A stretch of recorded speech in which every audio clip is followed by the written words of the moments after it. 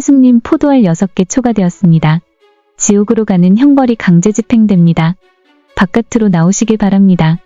천국의 방송이 울려 퍼지고 지옥행 열차가 도착했습니다. 방송을 들은 해숙은 당황하여 주변을 둘러보았습니다. 아니 잠깐만요.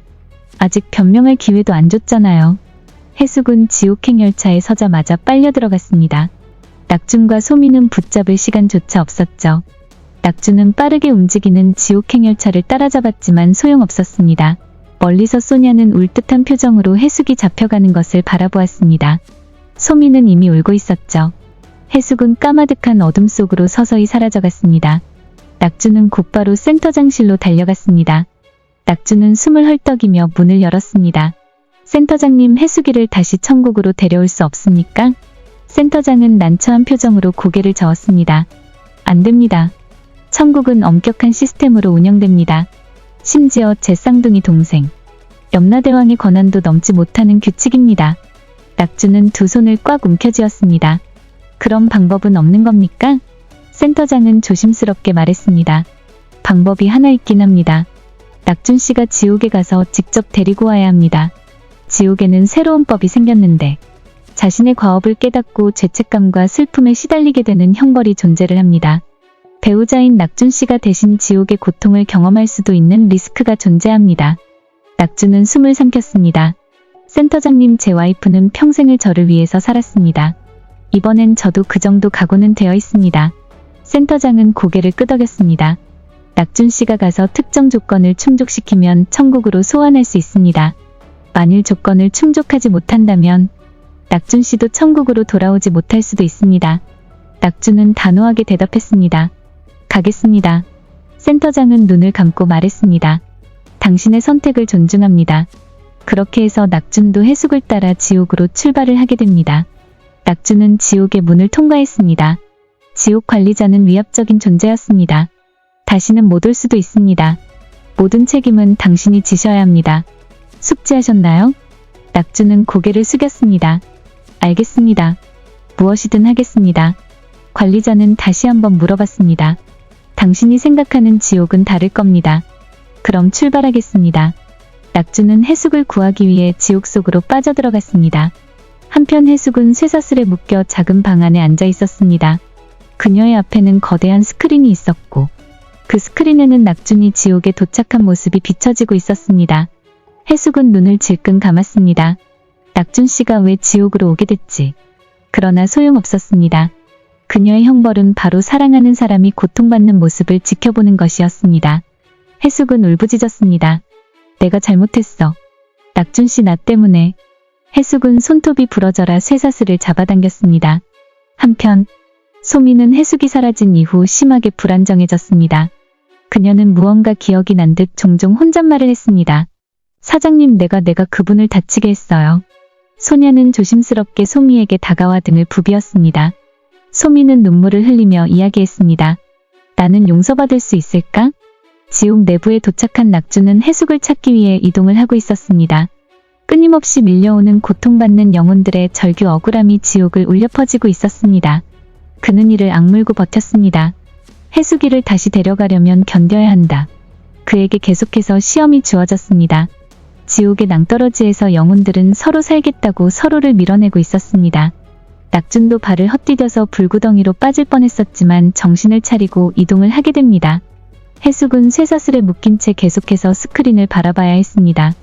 낙준이 피투성이가 되어 싸우고 상처를 입고 쓰러지는 모습을 지켜봐야만 했죠. 해숙은 소리쳤습니다. 이제 그만 보여줘요. 나를 벌주세요. 낙준은 아무 잘못 없어요. 그러나 지옥은 냉정했습니다. 사랑하는 사람을 고통 속에서 보는 것이 해숙의 벌이었으니까요. 그 순간 스크린 속 낙준이 누군가를 업고 달리고 있는 모습이 보였습니다. 그 모습을 보고 해숙은 더욱 놀라고 말았습니다. 그 여인은 영애였습니다.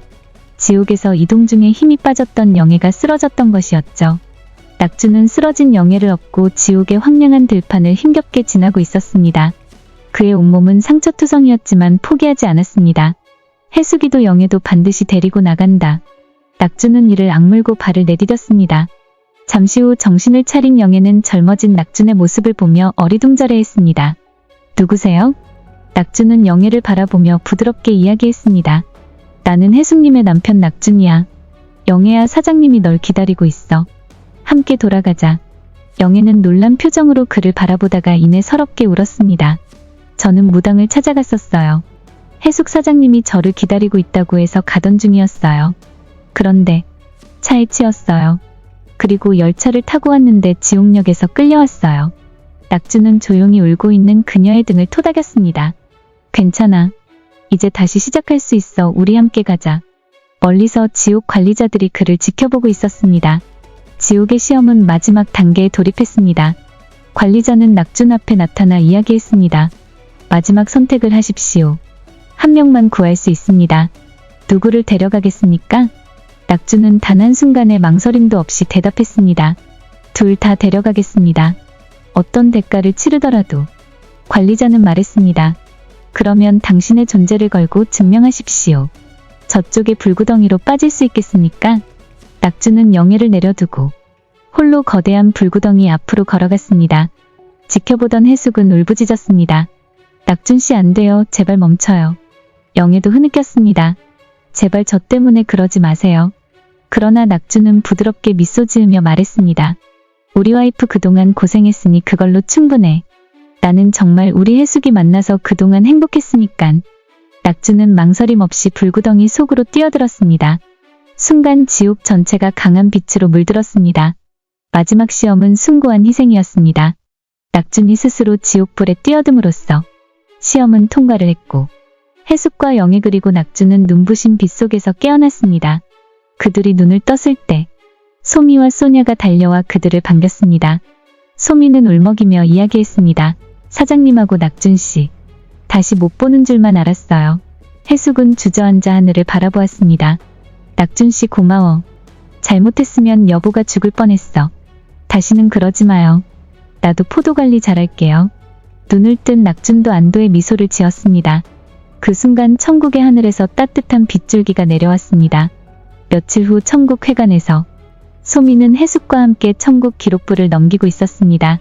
소미는 조심스럽게 이야기했습니다. 해숙님, 제 정체를 알게 됐어요. 해숙은 놀란 눈으로 소미를 바라보았습니다. 소미는 진지하게 이야기했습니다. 저는 아직 죽지 않았어요.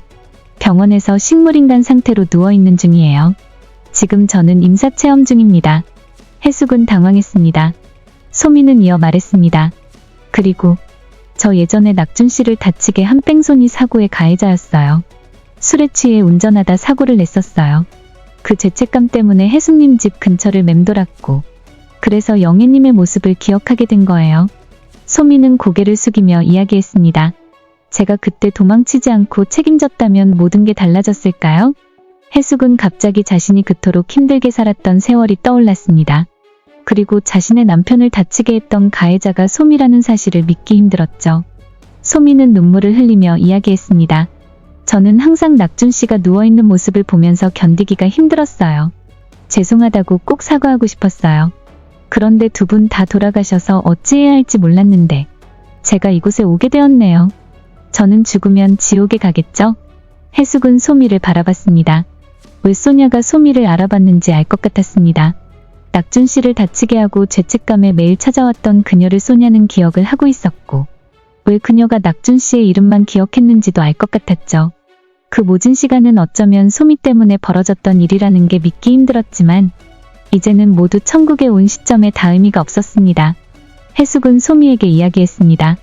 우리가 지금 지옥에서 다시 천국으로 왔듯이 네가 죽어서 지옥을 가더라도 다시 천국으로 오는 기회가 있으니 다시 내려가더라도 열심히 살다 와. 우리는 다 용서한다고 하면 거짓말이지만 이제는 지난 이야기이니깐 용서하도록 노력할게. 소미는 연신 고개를 숙였습니다. 그렇게 소미는 다시 지상으로 내려가게 되었습니다.